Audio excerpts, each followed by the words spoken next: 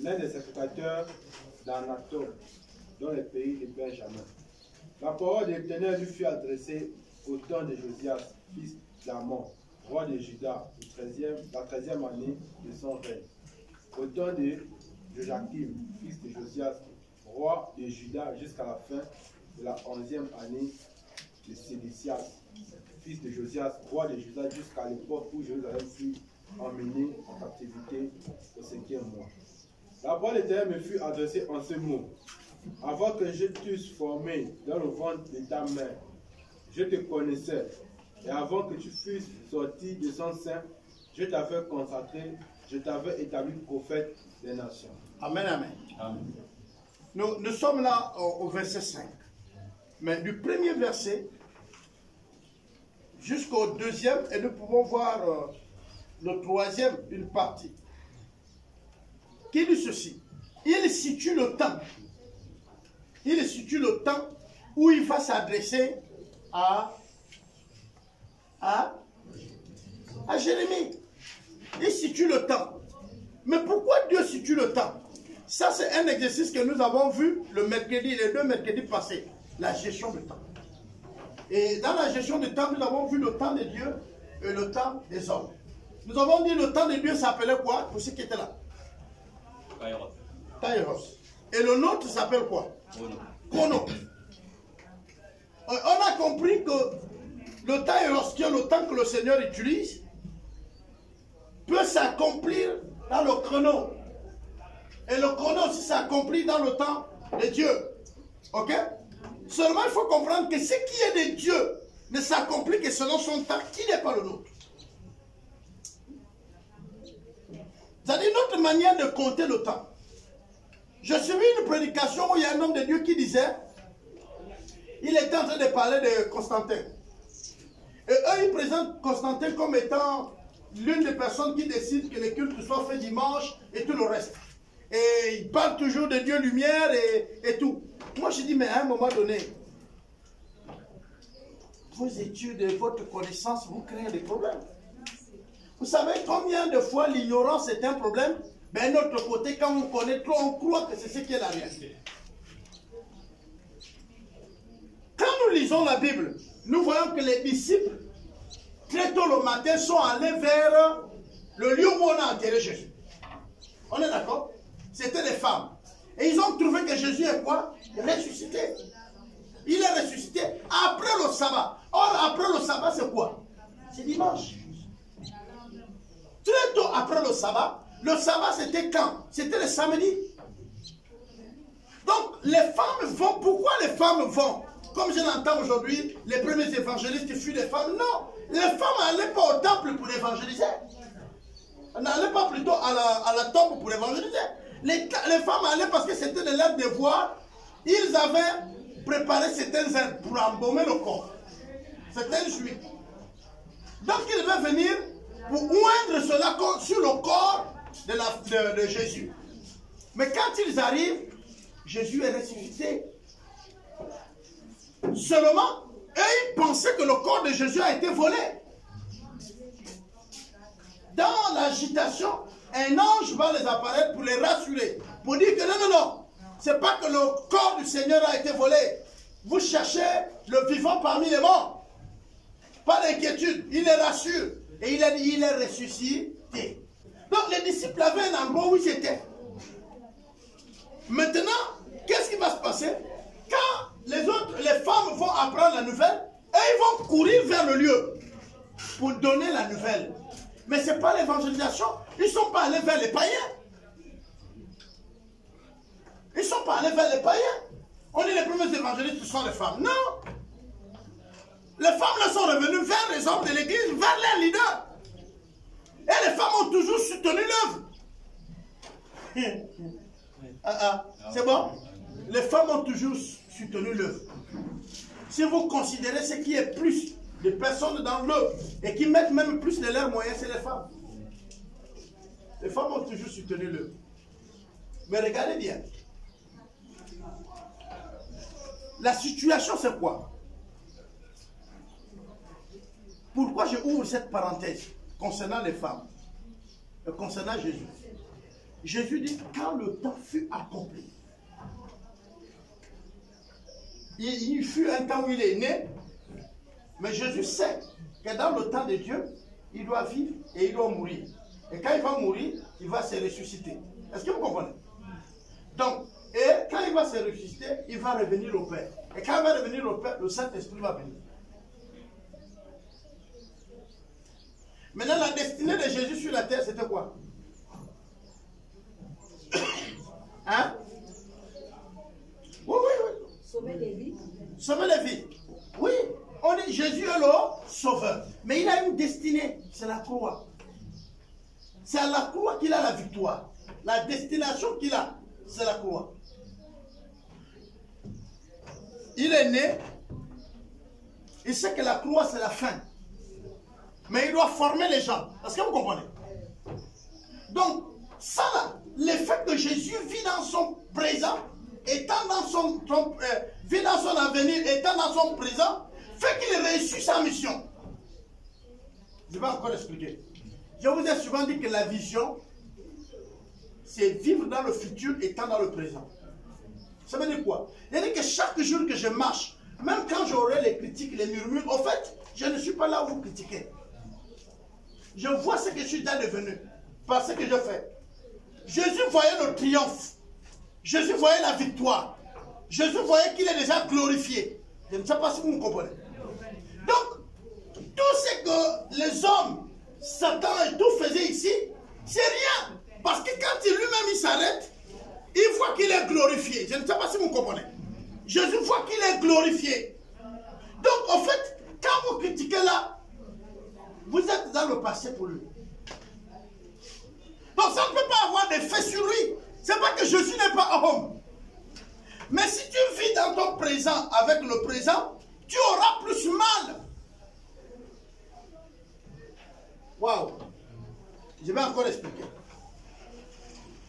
Je me prive pour les jeunes filles, des hommes, des ambiances, de quoi, tout ça. Parce que je me vois docteur. Je ne sais pas si vous comprenez. Pour les jeunes hommes aussi, c'est pareil. Je me prive pour l'ambiance là, le fumer, le boire, le quoi que ce soit, parce que je me vois médecin. Est-ce que vous comprenez? Mais sur le chemin que j'ai emprunté pour être médecin, il y a des jeunes filles. Est-ce que vous comprenez? Qui s'habillent en vêtements classe, qui paraissent. Il y a des jeunes filles qui racontent comment ils étaient en boîte. Est-ce que vous comprenez ça? Mais ça ne va plus avoir d'effet sur moi parce que je suis dans mon avenir. Je suis dans mon avenir. Je ne sais pas si vous comprenez. Moi, je me vois en blouse. Je me vois en train d'opérer les gens. Je me vois en train de les soigner. Je ne sais pas si vous comprenez. Donc, tout ce que vous allez me présenter dans ce qui peut m'arrêter, ça ne va pas m'arrêter. Pourquoi ça ne m'arrête pas? Parce que je ne suis plus là. Je suis avec vous présent, mais je ne suis plus. Ce n'est plus moi qui... C'est Christ qui vit en... Bon, si Christ vit en moi, c'est que moi que vous voyez, ce n'est plus moi. C'est Christ. Si vous comprenez cette capacité-là, vous allez comprendre que quand on parle de la destinée, là où je dois arriver, on dit, si le diable a volé ma destinée, non, le diable ne peut pas voler votre destinée. Le diable, il vous empêche d'arriver à votre destinée.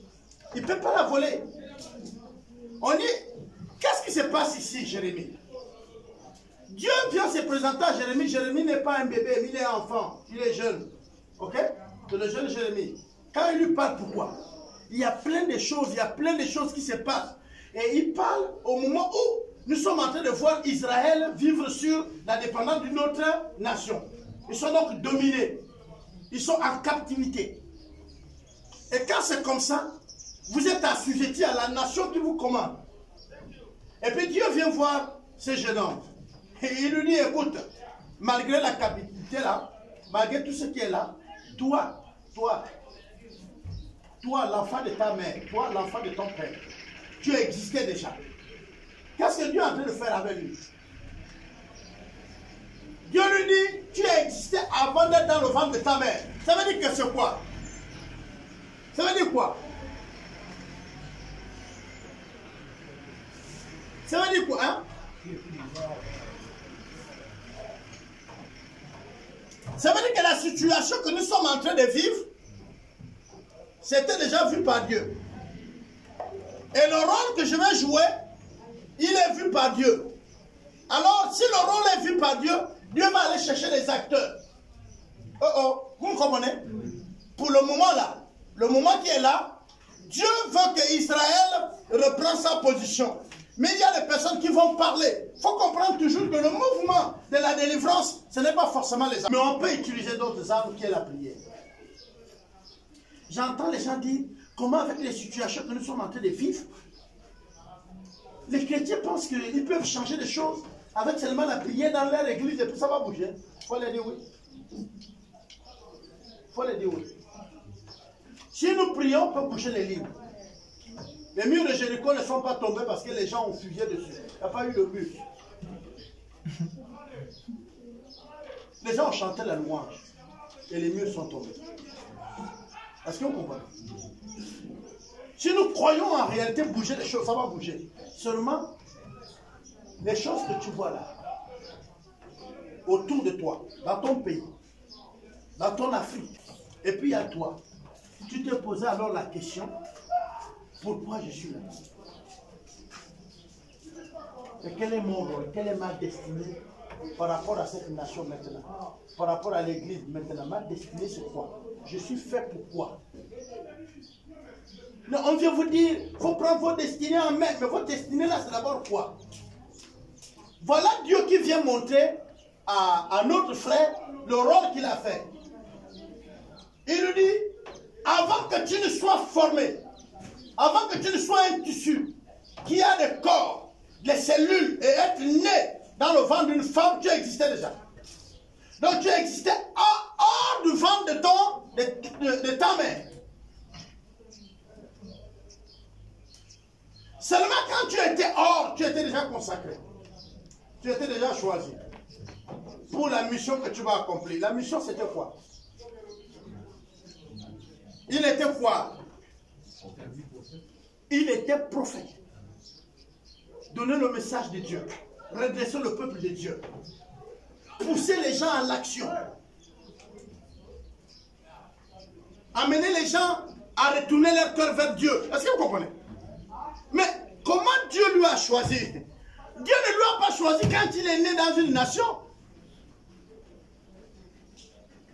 Dieu ne lui a pas choisi quand il est né. C'est la chose qu'il faut que vous compreniez. Lui-même, là, Jérémie, était le projet de Dieu pour le temps des. C'est-à-dire, s'il dit, on va lire le verset. Le verset 5 dit, avant que j'étais issu formé dans le ventre de ta mère, je te connaissais. Et avant que tu fus sorti de son sein, je t'avais consacré. Je t'avais établi prophète des nations. C'est comme ça, c'est écrit comme ça chez vous. Dieu parle avant. Il ne parle pas d'après. S'il parle d'avant, ça veut dire que c'est lui qui a fait même le choix de la mère de Jérémie. C'est lui qui a fait le choix du père de Jérémie.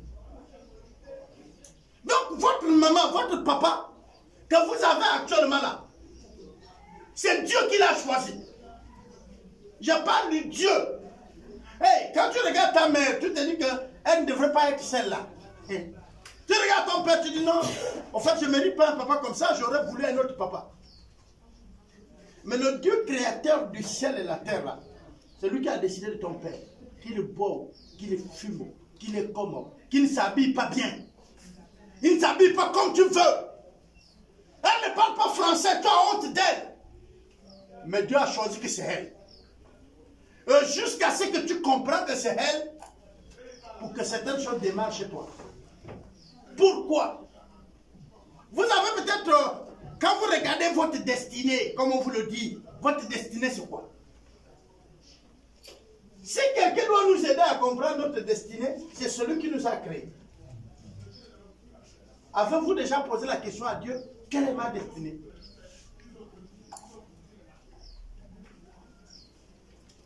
Comprenons les discours des hommes aujourd'hui qui créent des complexes dans le monde entier. Certains ont raté de leur vie et certains ont réussi. Ici, nous avons un jeune homme où Dieu dit, je t'ai choisi, je t'ai établi. Si c'était de notre temps moderne, on allait dire qu'il a raté ses études. Oh, lui là, il est venu dans l'église comme prophète, les autres partent chercher le travail. Eh non.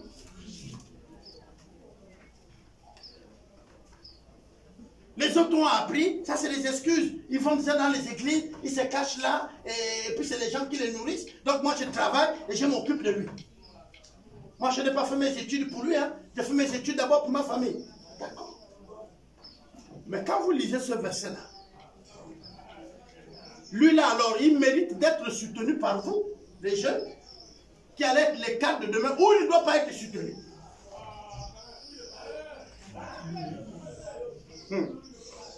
Et pourquoi je vous ai dit à un moment donné, il y a des bénédictions qui sont attachées à celui que vous nourrissez. Vous savez les enfants, vous pouvez être chaud, vous pouvez voir des gens qui prêchent bien à la télé. Mais il y a des choses chez vous qui ne pourront se déclencher que par le canal de celui qui vous bénit. C'est pourquoi on dépose la dîme chez celui qui vous bénit. Tout ce que vous pouvez voir à la télé là, il parle bien, il parle très bien. Vous connaissez ça? Vous connaissez même l'objectif qu'il veut atteindre dans les bonnes paroles. J'ai vu un coach qui se moque carrément de la Bible et du christianisme sur l'internet. Mais ce qu'il dit est même faux. Le principe de la richesse, il faut d'abord aller voir que la richesse c'est quoi.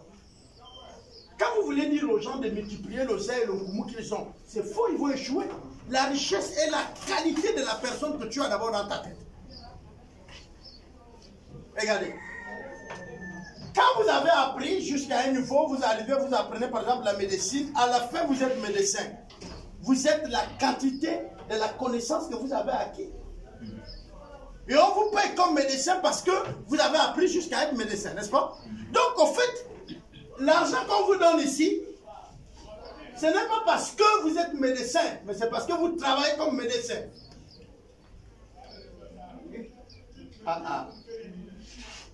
Je ne suis pas médecin, c'est même pas à titre. Mais je donne ma connaissance de médecin, vous comprenez? Et c'est ça qu'on paye. C'est la connaissance que j'ai. Donc la richesse que j'ai, que je donne. Celui qui est plus riche, on le paye plus fort. Celui qui est moins riche, on le paye moins. C'est pourquoi le système de l'éducation fait que celui qui s'est arrêté au CE1, on ne peut pas le payer plus que celui qui est allé au CM2. Celui qui s'est arrêté au CM2, on ne peut pas le payer plus que celui qui a son BPC. Celui qui a son BPC, on ne peut pas le payer plus que celui qui a le bac. Pourquoi? Parce qu'à un niveau bac, tu as accumulé plus que celui qui a le BPC. Vous comprenez ça? C'est-à-dire que tu as plus à donner. Même le monde, dans son système, fait que on paye celui qui donne plus à la société. Mais quand vous venez vérifier les destinées, allez-y les vérifier auprès du Seigneur. Quels que soient les enseignements que vous allez avoir sur la destinée, vous êtes là, demain matin vous allez partir dans d'autres cieux, d'autres vont faire des études dans d'autres pays, s'il vous plaît. Ne ramassez pas les enseignements parce que ça vient comme ça. Celui qui peut te révéler ta destinée avec aptitude et sans se tromper, c'est Dieu. Et il vient de révéler à ce jeune qui est là. Il lui dit pourquoi il est sur la terre. Qu'est-ce qu'il doit faire? Vous avez par exemple Samson. Dieu lui avait aussi dit sa destinée. Il ne lui a pas dit que tu serais prédicateur. Mais il lui a dit, je t'ai donné la force pour que tu délivres mon peuple. Vous allez voir David. Dieu lui a également aussi donné sa destinée. C'était de devenir quoi? Roi. Pour qu'il règne sur sa nation. Donc la destinée ici, telle que nous la comprenons, c'est Dieu qui la maintient. Et nous entendons les gens dire, ne permettez pas au diable de voler votre destinée. Ne permettez pas au diable. J'aimerais vous poser la question. Comment permettre au diable ce que tu ne connais pas? Tu lui as permis quoi? L'ignorance fait que tu ne connais même pas pourquoi tu es sur la terre. Vous savez, malgré toutes ces prédications, vous pouvez écouter sur la destinée, mais vous ne savez pas pourquoi vous êtes là. Donc la première chose à d'abord connaître, je vous ai dit, il y a des choses dans la vie où il faut d'abord aller vers Dieu. Aussi longtemps que ça va te prendre, ne décolle pas. Vous avez le cas de Gédéon. Vous avez entendu parler de Gédéon. Quand Dieu appelle Gédéon, Gédéon dit, oh Dieu, arrête tout. Tu sais que ma famille est la plus moindre. Et je suis même le dernier. Qu'est-ce que moi je peux faire devant ces barbares qui nous maltraitent? Mais regardez, quand Dieu vient vers Gédéon, il ne lui dit pas, oh Gédéon, mon fils. Il lui dit, oh Gédéon, mon serviteur. Non. Il lui dit, vaillant guerrier. Il dit à Gédéon, vaillant guerrier. C'est comme dire que Gédéon est né. Et dans la vision de Dieu, c'est lui qui doit délivrer son peuple. Dieu va donc choisir sa famille et tout. Bien que Gédéon ne voit pas que la famille là est une famille guerrière. Il n'y a pas de généraux dedans. Mais c'est la famille que Dieu avait choisie. Pourquoi? Parce qu'il devait éduquer Gédéon avec certains caractères qui vont lui aider à vaincre l'ennemi. Gédéon était ignorant. Et quand Dieu va se révéler à lui, il va demander quelques signes. Les signes là, Dieu va les exaucer et ça va lui donner le courage. Et quand il se lève, il sait que je suis appelé à ça. Je suis appelé à faire ceci. Et donc la chose qu'il doit faire, il doit le faire. Pourquoi? Parce qu'il sait que je ne mourrai pas. C'est-à-dire que même Gédéon peut se mettre devant tout le monde pour dire on court vers l'adversaire. Vous comprenez? Gédéon sait que Dieu lui a dit, tu dois quitter Franceville pour occuper tout le territoire jusqu'à Libreville. C'est pourquoi je vous ai dit attention. Quand Dieu te fait une promesse, quand elle s'accomplit, tu peux mourir. Tant qu'elle n'est pas accomplie, tu es vivant.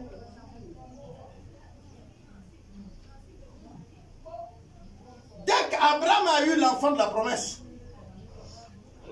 il est élevé. Dès qu'il est amené à se marier, c'est comme dire que ce n'est plus un enfant, il est devenu fils. Et que son fils s'est marié à sa femme et que lui l'a envoyé les biens. La dot fut accomplie. Abraham savait très bien qu'il est déjà à ça. Il a vu sa descendance. Alors Abraham est mort. Mais aussi longtemps que l'enfant ne venait pas, hein? L'enfant Isaac, c'est ça non? Ne venait pas. Abraham était là. La promesse de Dieu va s'accomplir, quel que soit le temps, n'est-ce pas non? Quel que soit le temps, non? Ça veut dire que tant qu'elle ne s'est pas accomplie, quel que soit le temps, tu restes vivant. Tu as quelle promesse de Dieu dans son service? Tu as quelle promesse? Il t'a dit quoi? C'est pourquoi je vais vous dire, quand un homme de Dieu connaît ce que Dieu lui a dit, quel que soit le temps, même s'il tâtonne, même s'il fait comment, nous on peut voir qu'il tâtonne, mais les circonstances sont gérées par Dieu. Le peuple d'Israël est le peuple de Dieu. Dieu lui a dit, sortez de l'Égypte, vous allez à Canaan. Dieu connaît la route la plus courte, mais il les amène par le désert. Il fend la mer, il les fait rentrer. Est-ce que vous comprenez? Ils peuvent arriver même avant un an à Canaan. Si vous regardez la carte de la sortie du peuple d'Israël de l'Égypte, vous allez voir qu'ils font les ronds. Hein? Ils marchent comme ça, ils reviennent sur les pas. Dieu les fait balader au désert. Pourquoi? Parce que Dieu avait estimé que ce n'est pas les cœurs là qui vont arriver là-bas. Dieu les a permis de s'arrêter dans certaines villes, d'avoir des enfants, c'est-à-dire dans des lieux où on dit bien que devant c'était qui passait, qui était devant, la nuée ou colonne de feu. On dit quand la colonne de feu ou la nuée s'arrêtait, qu'est-ce que le peuple faisait? Vous comprenez que donc si la nuée s'arrête, ils sont là. Ils sont là. Et tant que lui n'a pas bougé, elle ne partait pas. Donc il décidait de la nuit où ils vont se maintenir. C'était Dieu. On veut faire une chose, mais la chose là tâtonne, elle passe, elle tâtonne. Et vous les jeunes, Vous êtes là en train de dire, le leader ne suit pas, il ne comprend pas, il n'est pas conduit par l'esprit. Bien-aimé, il faut faire très attention. Au contraire, s'il est conduit par l'esprit, si l'esprit s'arrête, mon frère, il vit dans la même zone, il t'attend. Je ne sais pas si vous comprenez. Il doit vivre là. Quand vous voyez ça, il faut dire que l'esprit nous a dit de stationner là. On reste d'abord.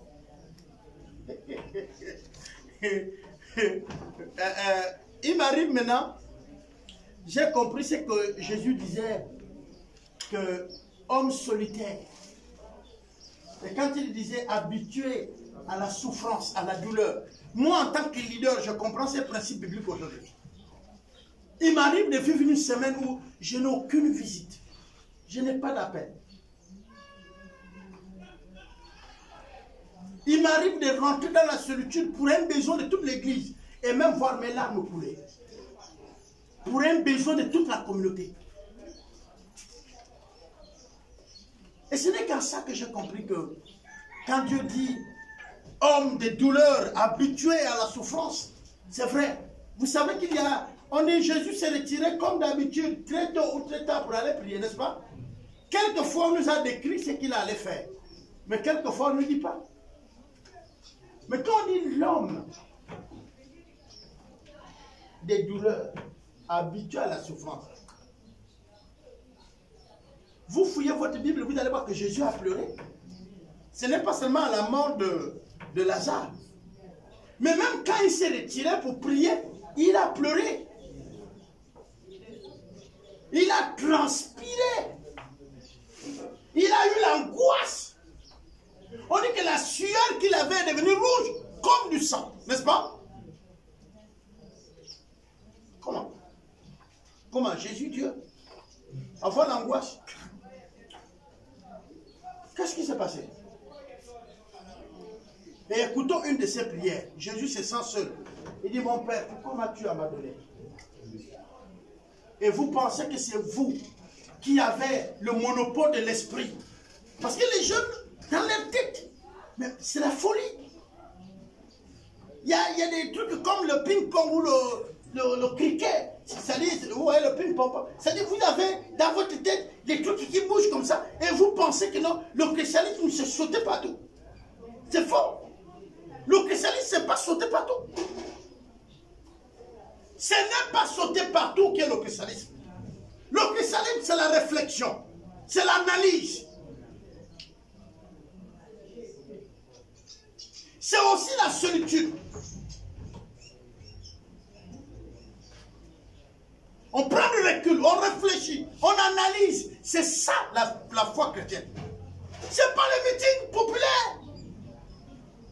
Quand vous voyez la vie de Paul, comment il arrive à prêcher dans les lieux publics? Mais ça ne se construisait pas. Bien aimé, ce n'est pas les trucs où on prie, on organise, on va prendre le marché des poteaux, c'est faux. Le frère veut prendre son taxi. Dieu lui dit, regarde là, il regarde, il pompe l'évangile. Poussé par l'esprit. Il commence à prêcher à ceux qui sont là, devant le taxi. Les gens se répandent. Est-ce que vous comprenez? Après, il a levé son corps. Vous venez, vous vous retrouvez à un endroit, vous organisez une campagne d'évangélisation à Matata. Vous venez, et le cantique c'est Anganjobi, les Yagaï. Donc vous dites aux gens de Njobi de venir. Mais celui qui a le Njobi fouille. Les sorciers là, venez, Dieu vous appelle tous aujourd'hui. Bon, je suis sorcier. Même si je ne suis pas sorcier, on a dit les sorciers là, venez. Ça veut dire que si je viens, même les autres du village, je vois que c'est qui. Voilà le cantique. Les sorciers là, venez, Dieu vous appelle tous aujourd'hui. Venez, tous ensemble. Hein? Bandimbaba. Et nous les chrétiens, on est même chaud. Bandimbaba. Les instruments. Bon, le sorcier qui est là, qui a besoin du Seigneur, qui a besoin de se repentir, a déjà un mur qui est dressé par vous. N'est-ce pas?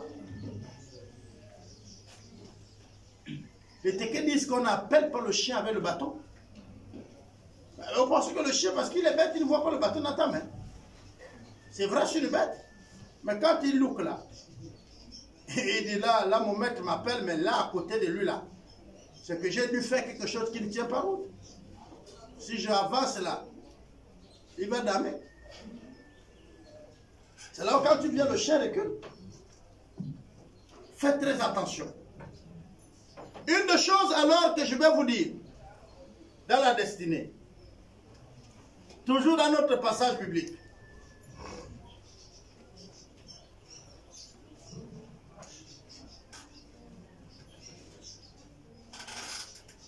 il parle de deux choses. Il dit, je t'avais consacré, je t'avais établi prophète des nations. Le mot consacré veut dire ici sanctifié. Je vais vous expliquer. Consacré vient de mettre à part, sorti du milieu de, réservé. On est d'accord? Mais vous ne pouvez pas réserver quelque chose sans la sanctifier. Oh. Je vais aller lundi à l'école avec telle tenue. C'est-à-dire vous avez réservé la tenue que vous allez partir à l'école. Est-ce que vous-même, consciemment, vous la laissez sale? Vous la faites comment, cette tenue que vous avez réservée? Vous avez lavé. Est-ce que c'est la tenue qui s'est lavée? Donc, qui prépare la sanctification de celui qui est consacré? C'est Dieu, non? Celui qui le réserve, c'est Dieu. Celui qui le met à part, c'est Dieu. Pourquoi? Mais parce qu'il est réservé depuis la fondation du monde. Ça, c'est pas moi qui l'ai dit. C'est Éphésiens qui nous le dit. À son chapitre 2, n'est-ce pas? Je vous ai choisi. Je vous ai élu avant la fondation du monde. C'est quoi choisi? C'est quoi élu? Alors, un élu est une personne qu'on a déléguée de nos pouvoirs. Celui qu'on a dit agit en lieu et place de moi. C'est pourquoi encore, je vais vous dire, quand vous avez un élu devant vous, s'il est vrai, si c'est un faux pasteur, vous avez tout le droit de critiquer. Mais si c'est un élu, là il y a un problème. Je vous encourage. Parfois il faut dire à Dieu, Seigneur, lui là, c'est qui? Hein? Non, c'est la vérité. Moi, vous êtes mes enfants, je ne vous prépare pas seulement parce que vous êtes habitués avec moi. Vous allez partir d'un endroit où vous avez un autre leader qui fait la continuité de ce que je fais avec vous. Vous pouvez trouver que ses fils et ses filles parlent beaucoup de lui. En négatif ou en positif. Ne rentre pas dans le débat. Toi, fléchis le genou pour savoir qui il est. Puis tu dis, Seigneur, je suis parti de la maison de mon père, où j'ai été instruit, je connais mon père. Je suis arrivé ici, tu m'as permis d'être là. Je suis là, un, pourquoi? Et deux, il est qui? Je peux demeurer là, je suis arrivé. Si Dieu te dit fuis, tu fuis. S'il te dit demeure, il peut même te dire, il n'est pas mon élu, mais je t'ai envoyé là pour un temps. Il peut te le dire. Il peut te dire, je t'ai envoyé pour apprendre telle chose. Dieu est comme ça, il est comme ça. Mais ne venez pas vous jeter, venez vous aussi là. C'est vrai, c'est vrai. Même le dimanche là, quand je l'ai vu passer, on dirait même pas un homme de Dieu. Il y a un homme de Dieu qui ne ressemblait à rien. Et il avait une campagne d'évangélisation qu'il devait faire. Et Dieu a dit à un homme qui ressemble à beaucoup, à un grand patron et tout, il lui a dit, prends ton argent, tu vas lui donner. Pour qu'il organise l'évangélisation, c'est mon argent. Et lui a dit, Seigneur, je n'aime pas voir l'évangéliste là. Je n'aime pas le voir. Donc je n'amène pas mon argent. Dieu lui a dit, ah bon, oui. Ce n'est plus mon argent, c'est ton argent. Si c'est mon argent, tu vas lui donner. Mais si c'est pour toi, tu gagnes. Parce qu'il faut parfois, c'est mon argent, j'ai travaillé. Qui t'a donné le souffle de vie? Vous connaissez combien de millions que les gens ont ramassés? Ils ont mis dans les banques et puis c'est resté, il est mort. Vous connaissez ça? Tu peux mettre beaucoup d'argent dans le compte bancaire. Tu meurs. Ce n'est même pas un seul de tes parents qui bénéficie de ça. Les gens qui gardent l'argent dans les banques là, le jour que vous allez mourir, vos parents ne connaissent pas combien il y en a dedans. Ils ne savent même pas. Et c'est le banquier. C'est le banquier. Votre gestionnaire là, il connaît combien il y a dedans. Le jour que tu viens le voir, tiens, je suis venu là, mon père avait un compte ici. Bon, vous êtes là. On te dit, oui, ton père avait 100 millions ici. Tu dis que c'est faux. Non, non, non, nous sommes là. On te dit, tu hérites de ton père. Qui vient demander, il y a 100 millions. Tu dis qu'il y avait plus. Dès que tu entends 100 millions là, tous tes repères sont gaspillés. Or, ton père avait le milliard. Et vous savez, dans le milliard, si on te donne 100, il est resté avec combien? 900 millions. Il est resté avec 900 millions. Toi, tu connais quoi? Il te dit qu'il y avait 100 millions. Tiens, il te fait signer même les papiers vite. Le même jour là même, tu trouves que non, oh le monsieur, tu trouves même que le directeur là est gentil. Il est généreux. Non, mais le gars quand je suis arrivé, il m'a même bien reçu. Bon, comme ça t'avais un peu, il m'a même amené au restaurant. Mais parce qu'il est en train de fêter maintenant, t'as fêté. Ton ignorance.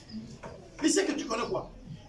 Mais c'est l'argent que vous ne comprenez pas. Je vous enseignais un jour ici que la seule manière d'investir dans le royaume des cieux, c'est de donner.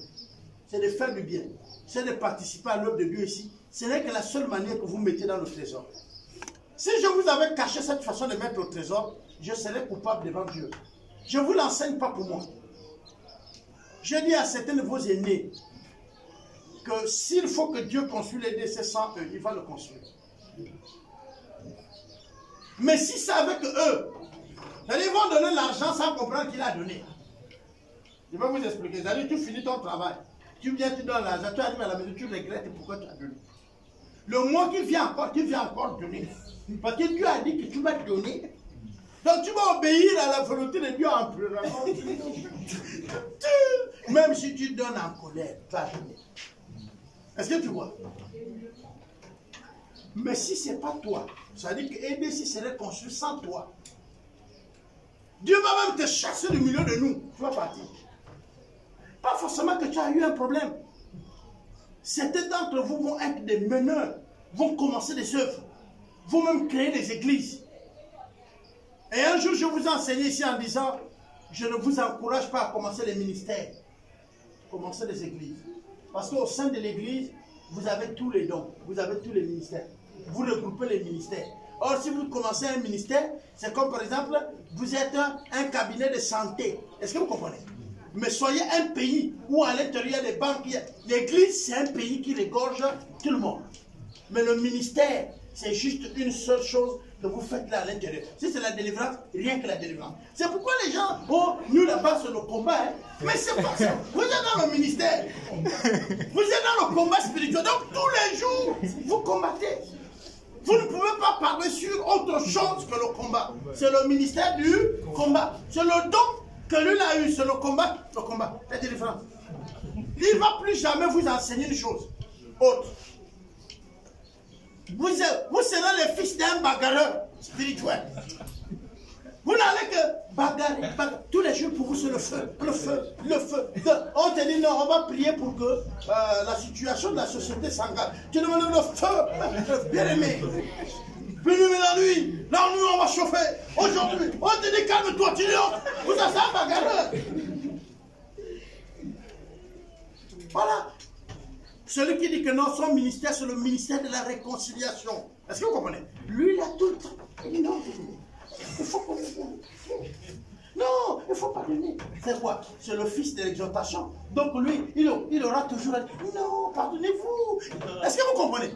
C'est ça son ministère. C'est son don, ministère. C'est quand un don est mis au service de l'église, il s'appelle ministère. Ne perdez jamais ça de vue.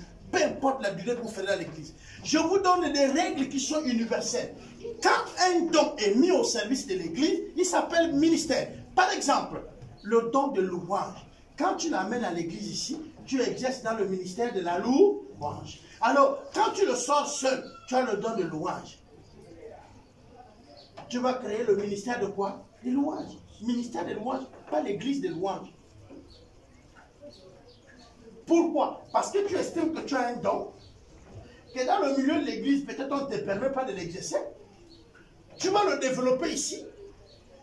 Et maintenant, l'église va travailler avec lui. Je ne sais pas si vous me comprenez. C'est-à-dire que l'église comprend que l'équipe l'a fait bien la louange. À chaque fois que l'église veut faire une cérémonie, il peut vous inviter. Malheureusement, ce n'est pas ça. Maintenant, vous avez les pasteurs, vous avez maintenant tout le monde là-bas, dans le ministère de la louange. Ça ne marche pas. Je sais que certains hommes de Dieu vont venir dire non, le ministère veut dire. Malgré tout le veut dire. Le ministère, c'est un don mis au service de l'église. Point barre. Le gars peut faire tous les débats, il peut vous donner beaucoup de versets. J'ai compris un débat, par exemple, sur la théologie. Où on pose la question, pour servir Dieu, est-il obligatoire de faire la théologie ou non? Ou le théologien, celui qui a reçu l'appel, peut servir Dieu sans faire l'école théologique? C'est le débat qui s'est passé sur Lumière TV. Et ça a beaucoup chauffé. C'est le jeune qui fait le point d'accord, qui anime la même émission. Et ça fait des débats et tout et tout. Moi, je vais vous poser la question. Il y a un qui vient et dit c'est progressif. Tu peux faire la formation et tout. Maintenant, ça, là, la consécration va arriver, c'est progressif. Paul a d'abord fait tout. Dès que Paul a fini la formation théologique, la seule chose qu'il savait, c'était tuer les chrétiens. C'est que vous ne savez pas. La théologie de Paul lui a pas aidé. Il est sorti de là, de l'école, il allait tuer, il croyait, il était convaincu, selon les enseignements qu'il a eus, qu'il doit abattre ceux qui ne connaissent pas la théologie là. C'était les mauvais. Quand Dieu s'est révélé en lui, Dieu lui a dit que je t'appelle faire quoi? Annoncer. Et puis il lui a dit que tu vas souffrir pour ça. C'est pourquoi on bastonnait le frère partout. Mais comme le frère était déjà dans la vision, il sait que ce que je fais là, ça va impliquer la souffrance. Est-ce que vous comprenez? Donc quand on le bastonnait, il ne pouvait plus fuir parce qu'il savait que même si je fuis, on va toujours m'attraper, je vais souffrir. C'est pourquoi je vous ai dit, quand vous priez le Père, quand le Père se révèle à vous, il vous présente aussi votre destinée. Si vous demandez à certains pasteurs, pasteur, Dieu t'appelle à quoi? C'est ça la destinée. Dieu m'appelle à ça. Et quand Dieu t'appelle à ça, tu reconnais ton don, tu es pasteur. Moi, je connais que je suis apôtre. Est-ce que vous comprenez? Moi, je ne suis pas choqué quand les gens qui sont avec moi vont sortir pour aller dans d'autres églises. Je ne suis pas pasteur. Si vous ne me voyez pas dans vos maisons et que vous êtes attaché plus au pasteur qui est avec moi, ça ne me choque pas. Je ne suis pas pasteur. Moi, je connais mon travail. Moi, c'est prendre, former, établir. Vous comprenez bien? Je te forme, je t'établis. Si tu es reconnaissant, gloire à Dieu, tu n'es pas reconnaissant. C'est pas mon problème, je fais mon travail. Moi, c'est que tu as la base et tu œuvres. Vous comprenez? Quand Paul arrive, il forme Tite et Timothée. Est-ce que vous comprenez bien? Il les établit dans leurs dons. Ils étaient de quoi? Des pasteurs. Ils sont restés à gérer les personnes même que Paul a gagnées. Au même titre qu'eux. Mais eux, ils étaient les pasteurs. Paul n'est pas pasteur. Les personnes ont tendance de s'attacher à leur pasteur et non à l'apôtre. C'est pourquoi si j'ai les pasteurs dans une église locale et que je me rends compte que les fidèles préfèrent les entretiens avec eux, les rendre visibles, même les soutenir, ça va pas m'embêter. Je connais à quoi je suis appelé. Ça va même pas me faire chaud. Au contraire, je vais comprendre que je suis sur le bon chemin. Mais quand tu ne connais pas ça, frère, c'est là où le dimanche tu viens ici. Oui, vous allez me critiquer avec vos pasteurs. Je sais que vous ne m'aimez pas. Frère, là tu ne comprends rien de toi-même. Celui qui s'assoit pour faire les entretiens, qui passe pour vous rendre visite dans les maisons, ça c'est le pasteur, le berger. Il prend soin de la brebis. Moi, c'est pas ça. Moi, les évangélistes prêchent l'évangile. Où il arrive des rares fois aussi, moi je prêche l'évangile. Les gens viennent. Je les stabilise dans leur foi. Je fais le socle dessus bâtiment où toute leur vie chrétienne va être bâtie là-dessus. Je les libère. C'est pourquoi je suis dans l'église. Bien que Dieu utilise toujours les apôtres pour commencer les églises. Mais ce n'est pas les églises. C'est les églises de Dieu. Il dit, toi Pierre, je vais t'établir comme leader. Sur toi Pierre, je vais bâtir l'église. Il dit, je vais non. C'est l'église de qui? De Dieu non. Il prend Pierre, il met là sur lui, il bâtit ça. C'est comme Moïse, il prend Moïse, il dit, tiens, sors mon peuple. Qui a sorti le peuple? C'est le peuple qui... Vous voyez bien la nuée marcher devant vous et la colonne de feu. Quand vous avez faim, vous venez insulter Moïse qui est avec vous. Est-ce que Moïse ne marche pas avec vous? Lui aussi n'a pas faim. Nous tous, on ne voit pas la nuée. On dit quand elle s'arrête, nous tous on s'arrête, non? Elle est toujours là, non? Elle vient au milieu du camp, non? Donc pourquoi tu ne te lèves pas de chez toi pour venir dire, oh Dieu, c'est quelle affaire qu'on en a fait? Pourquoi vous partez chez Moïse? Vous comprenez ça? Donc, il faut que vous connaissiez à quoi Dieu vous appelle pour parler de votre destinée. Vous pouvez voir, vous avez des attentes, mais ça dure, ça rame. Vous avez l'impression que c'est Satan qui vous a attrapé. Bien-aimé, arrêtez-vous un moment, posez seulement la question à Dieu. Ma destinée, c'est quoi? Ça rame parce que tu n'es pas encore dans le temps de Dieu. Ce matin-là, j'ai parlé à Maggie. J'ai prié le Seigneur pour travailler. Je vais chuter. J'ai prié le Seigneur pour travailler. Seigneur, je veux travailler. Seigneur, je veux travailler. Seigneur, je veux travailler toutes les nuits. Seigneur, je veux travailler. Seigneur, je veux travailler. Seigneur, je veux travailler. Moi-même, je n'avais aucun diplôme. J'avais arrêté l'école. La seule chose que je savais faire, c'est d'aller prier. Et aider les mamans. Je vais aller chercher le travail. Vous, c'est parce que dans votre tête là, vous voyez votre diplôme, lâchez ça. Oh, lâchez ça. Tu vois ton diplôme là, tu lâches ça, frère. Voilà, tu lâches ça. Tu dis, Seigneur, je me remets à toi, je veux travailler. Je vais vous dire, je suis assis à la maison. Il y a un bien-aimé dans l'église qui s'appelait Martin. Il arrive, il me dit, Albert, j'ai besoin de quelqu'un qui va travailler avec moi à la SCG. Je dis, oh. Mais je suis là. Je suis allé travailler à la SCG. Au centre de traitement d'eau, en Baya, château d'eau là-bas. J'ai travaillé là-bas, on vidait, on nettoyait les châteaux d'eau, on fait le dosage des produits. J'étais là avec le frère Martin. J'ai fait de tous les boulots. Pendant que je fais là, il y a un autre frère qui dit, ah, le frère là, je ne le vois plus. On dirait qu'il allait chercher le travail ailleurs ou quoi. La CETEC venait d'avoir le marché pour alimenter tous les chefs-lieux du Haut-Togo en électricité et eau. Il met mon nom. Pendant que je suis à la SCG, je suis déjà pris à la CETEC 3 jours avant. Donc il met seulement mon nom. Le premier jour, la voiture de la CETEC vient, il me manque à la maison. Je suis dans un autre travail. Le deuxième jour, rien. Maintenant, le lundi, le dimanche plutôt, je suis au culte. Mais on est passé chez toi, mercredi, jeudi et vendredi, on ne t'a pas vu. Oh. Mais je suis avec le frère Martin, je travaille. Il dit, non, mais il y a ton nom, c'était, on t'appelle là-bas pour le travail. Ah bon? Oui. Je n'ai jamais fait de dossier. Je vous dis déjà, je suis là. Je n'ai jamais écrit à une société pour l'emploi. J'ai écrit à une seule société, c'est Sodepal. Sodepal à Bakumba. On était un groupe des amis comme ça, on cherchait le travail, on écrit les lettres. Ma lettre est partie, on m'a envoyé la réponse. On dit, tu es retenu, tu es mis en instance, tu vas venir travailler quand il y aura le besoin. J'ai dit, amen, je ne suis jamais allé là-bas travailler. Le seul endroit où j'ai fait la demande, je ne suis jamais allé travailler. Je suis allé travailler à CETEC.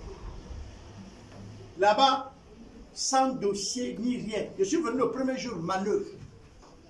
Premier jour, manœuvre. Je pose les genoux au sol.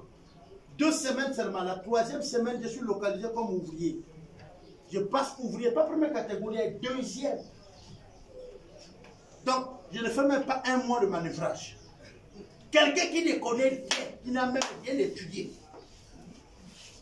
La sagesse, c'est Dieu qui donne. L'intelligence, Dieu donne. Ce que les gens racontent, je sais que c'est vrai, ce que vous avez appris, mais je sais que Dieu est capable de faire de vous, même des, je veux dire quoi, parce que les extraits humains là, ça c'est petit.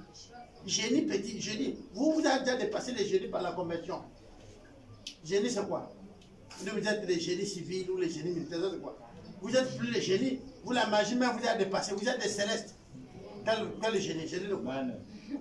Votre cerveau il traite avec le ciel. Quand vous êtes connecté, vous avez la révélation. C'est-à-dire tu peux voir un appareil que tu ne connais pas comment ça fonctionne. Tu dis Seigneur, tout est créé par toi. Ça c'est quoi? Il te dit touche, tu as appris seulement. Tu as tapé, ça démarre. J'ai fait ça. Je vous parle des choses que j'ai vécues moi-même.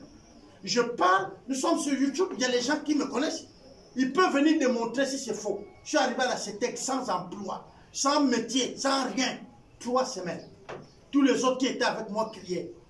Quand je passe ouvrier deuxième catégorie, je suis chef d'équipe, représentant de tous les Noirs qui sont sur les chantiers. J'ai fait 10 mois, je suis passé chef d'équipe. Tous les rapports du chantier, ça c'est déposé chez moi pour poser sur le blanc. Je parle, tout le monde sont là. Vous avez les parents, c'était allez les demander. 10 mois. J'avais une machine et une équipe. J'ai commencé à faire le réseau, c'est-à-dire la haute tension, que je n'ai appris nulle part. Que sur le tas, fais ici, fais ici. C'est-à-dire 10 mois, c'était moi qui apprenais maintenant tout le monde. 10 mois. Mais comment je faisais? Il y a les gens qui me connaissaient, j'étais mince comme ça. Quand j'ai commencé, il fallait que je fasse le boulot, mais à genoux. Tout le temps de pause, je suis en brousse, je mets mes genoux au sol. Seigneur, je veux la révélation. Quand je voyais un nouveau appareil, je dis, Seigneur, je veux connaître l'appareil là. Et j'étais conscient que personne ne va me montrer. Vous comprenez ça? En entreprise, personne ne va te montrer pour que tu passes. Mais parfois, le Seigneur faisait que les chefs là, qui arrivent avec les gros diplômes là, et toute la journée, il a appris, il essaie de faire fonctionner bien. Il est dépassé, il est assis là. J'arrive, je dis, oh, on nous a envoyé un appareil, oui, tout. Oh, tu connais? J'ai dit, non, j'ai appuyé là. Oh, mais on est là depuis toute la journée. Je dis, ok. Ah, là, tout le monde dit, non, il est bon. Il est bon, quoi. Les autres appellent ça le hasard. Mais moi, ce n'est pas le hasard. Vous allez partir sur le réseau, vous allez voir qu'il y a des poteaux qui sont 3 comme ça, hein, ou 2 avec la ferraille à haut. Pour planter ces poteaux-là, ils doivent avoir le même écartement, ils doivent avoir la même taille et la même résistance. Seulement pour le faire, la ferraille là, on vous l'envoie, elle a déjà les trous. Si on dit entre le trou là et lui là, c'est 3 mètres. Quand tu plantes les poteaux là, c'est-à-dire quand tu enterres les poteaux, tu mets lui là debout. Il faut que quand tu mets lui là debout, il donne 3 mètres en haut pour que la ferraille rentre. Allez-y vous renseigner s'il y avait 2 au Gabon. Il était le seul qui le faisait ici dans le Haut-Togo, et comme Gabonais. Tous les autres, c'était les étrangers qui venaient. Je parle là, nous sommes sur YouTube. À 18 ans, je fus le premier lignard gabonais. J'ai appris ça. Même les Blancs m'ont sollicité pour France. Monsieur André, s'il n'est pas mort, il peut de mentir. Dieu rend sage. Dieu rend intelligent. Mais pourtant, je pouvais comprendre que c'était ça ma destinée. Or, que ma destinée, c'était de prêcher l'évangile. Ma femme est là. Les Blancs qui m'ont entretenu ont dit, tu vas en France et tu t'es marié aussi. Et le Blanc dit, tu vas épouser ma cousine. Ma femme est là. Parce que tu as un bon avenir. La société qu'on me présentait, allez fouiller sur le net. C'est Spi Batignolles. Allez-y, fouillez sur. C'est eux qui gèrent certains nucléaires dans d'autres endroits. Spi Batignolles, allez te fouiller. On me dit, tu vas te marier avec ma nièce parce que nous sommes, ils sont des sponsors et les patrons de la compagnie depuis. Donc ils veulent que je vienne parce que j'ai un bon avenir. J'ai dit, ok, c'est bien, c'est très bien. La proposition est bien, mais je suis fiancé. Le Blanc dit non, je dis oui, je suis fiancé. Reste fiancé. Ça c'est un. Deuxièmement, je dis bon, c'est bien, vous parlez de France, mais Dieu ne m'a rien montré sur France. Je ne fais même pas les rêves où je me vois en France. J'ai jamais fait un rêve où j'ai rêvé, je suis en Europe. Maintenant, on fait comment? Le Blanc me dit, mais comment? Je dis oui, même un simple rêve là, où je marche dans la rue de France, je n'ai jamais fait. Mais c'est comme ma mission là. Par rapport à la mission, à servir Dieu, j'ai jamais rêvé que je suis en Europe ou en France ou en Amérique. Donc si vous me dites, mais comment? Je dis, Dieu m'a appelé pour les nations, mais étant au Gabon. Je voyage de partout, non? Je n'ai même pas rêvé que j'étais en train de partir dans le premier pays où je suis parti. Je n'ai pas rêvé ça. Mais j'étais là. C'est seulement comprendre Dieu t'appelle à quoi. Si vous me dites, est-ce qu'il vous a fait des promesses? Oui, Dieu m'a fait des promesses que je sais que quand ça se réalise et s'accomplit, c'est que bientôt je vais partir. Et ça, je pourrais vous le dire avec certitude comme ça. Je vous mets assis, je vous dis, mes fils, les années sont comptées. Je suis en train de vous dire. Parce que je sais qu'il est en train d'exaucer des promesses qu'il m'a fait. Et ça, je vous dirai, je vais vous appeler comme ça, peu importe là où vous êtes, et dire, venez. Toi, oui, je suis en train de mourir. Prends le tam-tam là, maintenant je suis vivant. Amène ça chez toi. Toi, oui. Mais je ne vous cache pas, regardez. Cette Bible-là est une de mes vieilles Bibles. Elle m'est donnée par Ray Holcomb. Quand elle me l'a donnée, elle avait déjà vécu 38 ans. Le pasteur Holcomb a voyagé en on va dire 5. De 2005 à aujourd'hui, ça fait combien d'années? Avec 18 ans. Tu fais 18 plus 38. Ça fait combien d'années que la Bible existe? 56. Hein? 56. 56 ans, non? C'est-à-dire la Bible est même plus vieille que moi, non? Mais c'est celle que mon père qui m'a formé dans la foi m'a donnée. Elle est là. Il n'a pas attendu qu'il est mort et qu'il a écrit quelque part. La Bible est plus vieille que vous tous ici. Vous laissez ça. Il m'a seulement dit, fils, oui, je le voyais, je vous ai raconté une scène ici, je le voyais donner les perles et les marteaux aux autres. Je le voyais donner jusqu'aux voitures aux autres. Moi, il m'appelle le soir, il me dit, voilà. Je n'étais même pas habillé, hein. Même pas dans l'enveloppe. Je suis parti de là, gros, fâché. Il dit, le vieux là, vraiment. Mais ceux qui ont eu les voitures sont morts. Beaucoup ont eu beaucoup de choses. Mais moi, j'ai eu la parole de Dieu. C'est vrai que par après, il m'a donné plus que tout le monde. Parce que quand il donnait les choses à tout le monde, moi, il pouvait me fâcher, il m'a donné la Bible. Mais en réalité, il avait réservé que le jour qu'il part, ce qui était resté dans la maison, c'était pour moi. Il ne me les avait pas donnés parce que lui, il l'utilisait encore. Mais moi, j'étais déjà en avance, vous savez, tous les jeunes, non? Parce que je n'étais pas jeune comme vous. Moi, j'étais déjà en avance, je dis, ah non. Même là, le jour qu'il m'a donné la Bible, j'ai tapé peut-être une semaine, je ne partais même pas chez lui. Mais peut-être un mois. Je dis, ah non, ça c'est quoi ça même? Il se moque de moi ou quoi? Mais vous pensez quoi? C'est-à-dire que vous pensez que c'est vous qui avez eu la jeunesse. Donc, quand vous venez nous dribbler là, nous, on ne sait pas. Hein? Il y a un de... Bon, c'est un aîné, mais c'est un fils à moi, qui vient me raconter les histoires endormi debout sur le vol et tout ça. Il raconte, il dit, t'as volé, oui. Tu connais comment on va? À une fin de mois, j'ai pris l'argent des pionniers. J'ai mis dans mon sac. J'arrivais à la maison, on m'a volé tout l'argent, tous les salaires de tous les ouvriers. Même les ouvriers n'ont pas su parce qu'ils n'ont pas eu le problème de leur salaire. On m'avait déjà tout volé. Il dit que quand on t'a volé là, si tu es debout comme ça, tu ne touches pas le sol. Parce que tu sens qu'il y a un problème. Vous comprenez ça? Mais tu es là, tu ris, on te serre le cou, tu me dis on t'a volé. Volé? Papa. Quand tu as eu un grand coup là, tu ne vas pas manger, l'appétit est coupé. L'appétit est coupé. Ce matin, comprenez bien que la destinée de chacun est dans les mains du Seigneur. Et quand vous voulez la connaître bien, alors allez vers le Seigneur. Comme il a dit à Jérémie, je te connais, je t'ai établi. Ok? Je t'ai. Pour lui, il a dit, tu es prophète. Donc quand le gars va se lever pour parler là, même si tu sors pour lui dire les faux prophètes comme ça, lui t'a déjà classé même au moment où il passe. Il dit, ça n'engage que toi.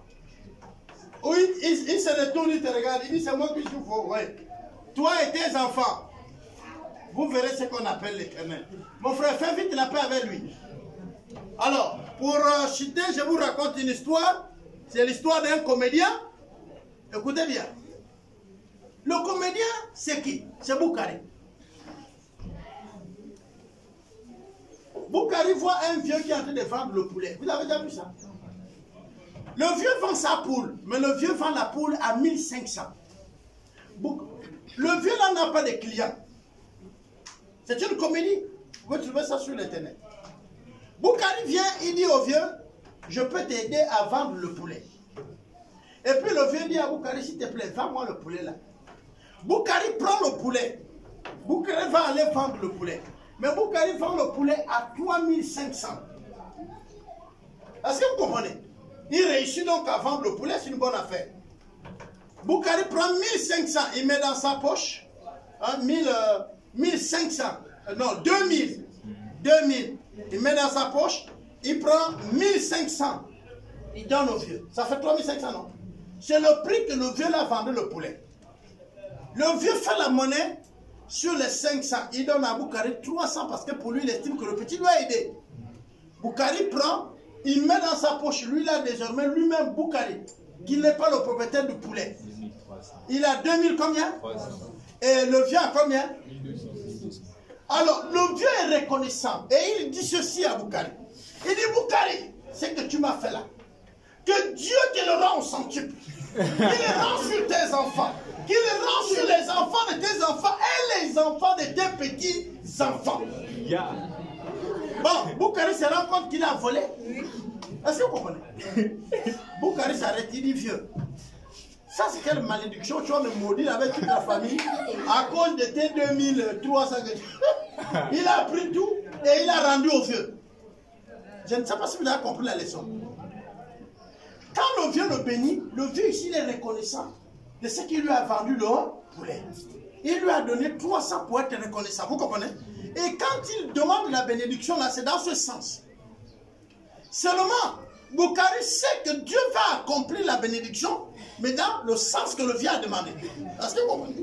Mais Boukari sait que ce que lui il a fait au vieux n'est pas bon. Parce qu'il détient l'argent du vieux. Il a plus d'argent que le vieux lui-même le propriétaire de la propriété. Ça, ce n'est pas bon.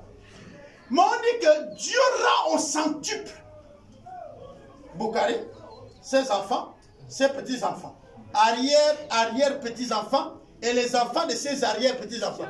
Boukari se rend compte que j'ai au moins 7 à 8 générations qui risquaient de payer l'acte que je viens de poser. Il dit au vieux, oui, attends, tiens tout ton argent. Et Boukari ne perd pas. Quand le vieux prend l'argent, la même bénédiction se déverse sur toutes ces mêmes générations. Vous comprenez? Donc ce que Boukari a fait ici, c'est pour nous dire, je veux que cette bénédiction soit juste. En ce moment, je dois réparer. Je ne sais pas si vous m'avez compris. Mais d'un autre côté, la leçon qu'il veut dire, c'est que Dieu récompense selon votre propre cœur, l'acte que vous avez posé, et non les paroles que quelqu'un sort. C'est-à-dire, vous recevez selon les paroles qu'ils sont, mais par rapport à l'attitude de votre cœur. Vous connaissez la vérité, si ce que vous dites est vrai ou pas. Tu viens, tu racontes ce qui est faux. Et il te dit non, que le Seigneur te bénisse. Mais tu sais que ce n'est pas une bénédiction, ce serait une malédiction. Parce que tu connais que le plus profond de ton cœur connaît que c'est faux, que tu l'as volé, que tu as menti. Imagine un enfant qui vient dire à son père, j'ai eu le bac. Pendant qu'il n'est même pas en terminale. Nous en avons eu ici. Hein. Il y a un qui a organisé toute une fête. Bon, papa connaît. Hein, tu te rappelles, non? La personne est en troisième ou en seconde. Elle a menti. Hein? En seconde, elle a menti à la famille que non. Elle passe le bac l'année là. Et en fin d'année, paf, elle crie avec les amis, oh, j'ai gagné, j'ai gagné. La famille a fait la fête, il n'a pas eu. Quand on dit on prie pour les admins ici, mais je vous annonce qu'elle n'a jamais eu le bac. Elle n'a plus jamais eu le bac. Les études capotent. Parce qu'on a célébré son bac. Que le Seigneur vous bénisse. Amen, amen. Voilà. Si tu ne connais pas encore l'Église des disciples de Christ du Gabon, je t'invite à aimer et à t'abonner sur notre page Facebook Église EDC et d'activer la cloche de notification, afin de suivre nos différentes activités. Merci et que Dieu te bénisse abondamment.